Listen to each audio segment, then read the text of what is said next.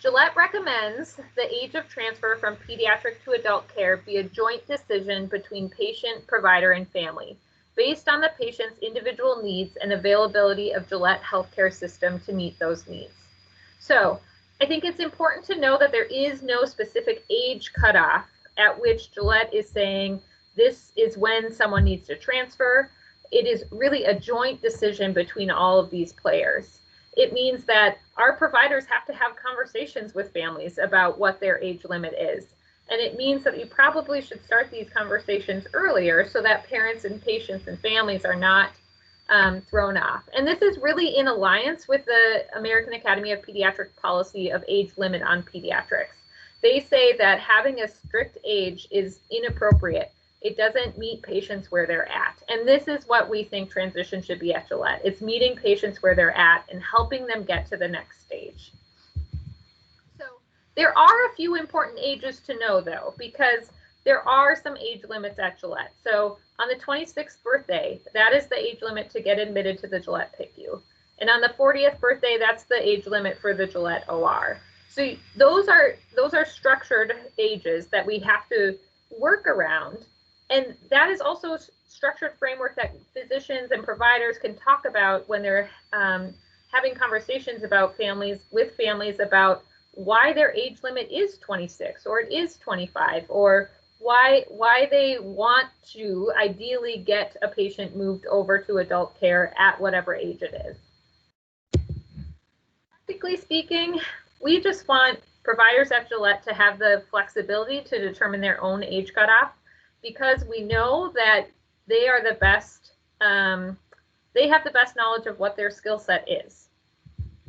So this is an advantage that I like to talk to families about, because what happens is this is confusing for families. Why is it that Dr. Vandersteen says, I'm going to stop seeing you at 18, and Dr. Williams-Dunan says 21, and Dr. Bahr says 26? Where does this come from? So I like to just flip the question and say, well, here's the deal. If you could see Dr. Vandersteen till 26, would you? And the answer is always going to be yes. I will see them until I'm 25 years old and 355 days, because the care that patients get at Gillette is unrivaled. It's amazing. But what would happen then if we just said all of the providers at Gillette are going to see patients till 26?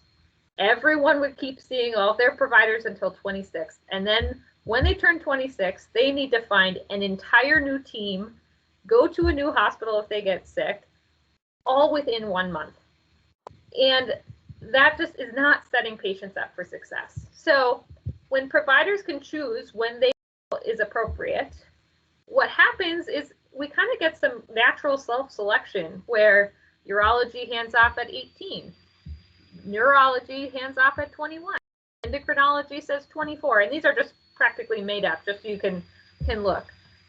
But it allows for this to be a stepwise, slow, controlled process, so that families aren't going through trauma of completely changing everything. Things can stay stable and make little adjustments one thing at a time. So in helping families kind of see this, when they come to transition clinic, this is what I create for them. So they get a transition roadmap. And basically I get a list of all of their pediatric providers that they're seeing. And then we compare that to adult providers and what the transition plan is. So here you can see this patient is kind of halfway in between their transition. So they have moved some things over like PMR, and neurology, but there are still several that they're working towards needing to find an adult provider for. And it's with this document that I've had really good success of sitting down next to a family and saying, this is where we're at. This is where we have to go. We have to find new providers for these specialties. Which one do you think we should work on first? And I think it's so helpful for families to be able to see the big picture of where we're going, and also to empower families to know that they have a choice of which ones they want to work on next. When it's just this very vague, like we need to change everything, and every doc is telling them something different, it's really complicated for families to really wrap their head around how this can be successful. So this is something that all of the patients will get when they come through transition clinic. I also share this with their primary care provider, and of course it's right in my notes, so that all of the providers at Gillette can take a look too to see kind of what is the big picture, how do I fit into this as well.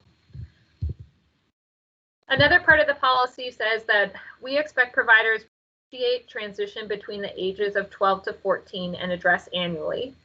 And if a patient is identified as high risk, refer them to social work, care management, complex care clinic.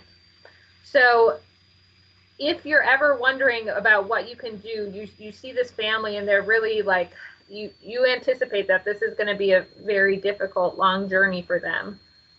Then you can start having conversations with patients early about how can we help. So social work is great for talking about guardianship and just all of the mechanics that go behind things. Care management is getting some extra RN support to help along this journey. And of course, complex care clinic will be able to really get the bigger picture and create some of the documents that need to be created to have a successful transition.